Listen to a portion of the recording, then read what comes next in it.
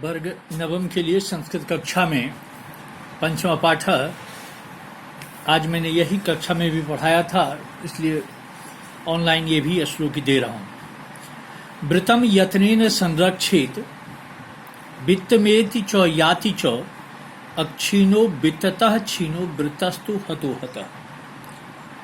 वित्तम means धन, वृत्तम means आचरण।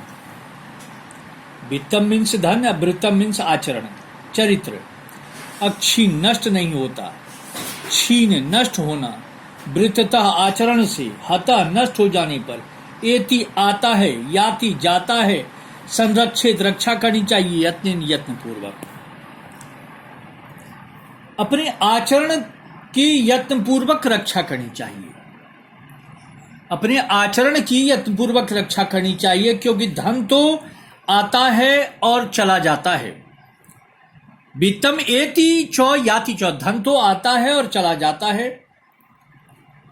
धन के नष्ट हो जाने पर मनुष्य नष्ट नहीं होता, धन के नष्ट होने पर मनुष्य धन नष्ट नहीं होता।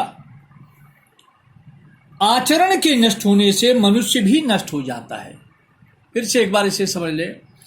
अपने आचरण को यत्न पूर्वक बचा के रखना चाहिए। धन तो आता है और चला जाता है। धन के छीन होने पर मनुष्य छीन नहीं होता, लेकिन आचरण के छीन होने पर मनुष्य छीन हो जाता है। अब छीना का विलोम पद छीना, एति का विलोम पद आयाति। तो कहता है वृतम यत्नेन संरक्षेत। क्वेश्चन पूछेगा, जीवने किम किम आगच्छति गच्छति चो, जीवन में क्या आता है और जाता है।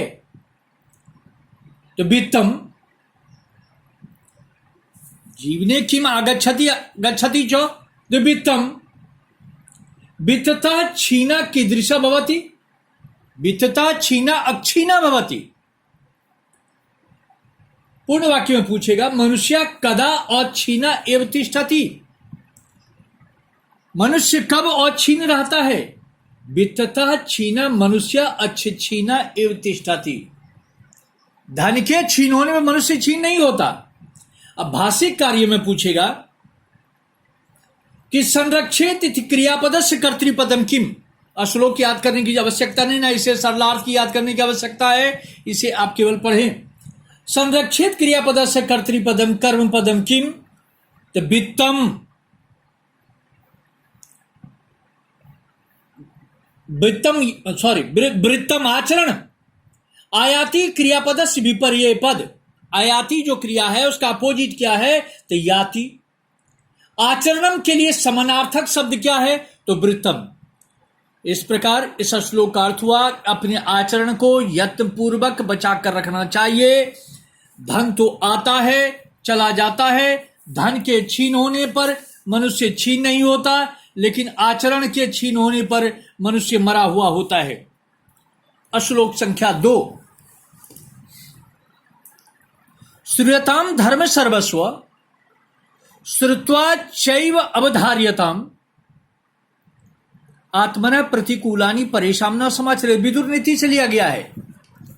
श्रूयताम धर्म सर्वस्वम श्रुत्वा चैव अवधार्यताम आत्मनः प्रतिकूलानि परेशान न समाचरेत्।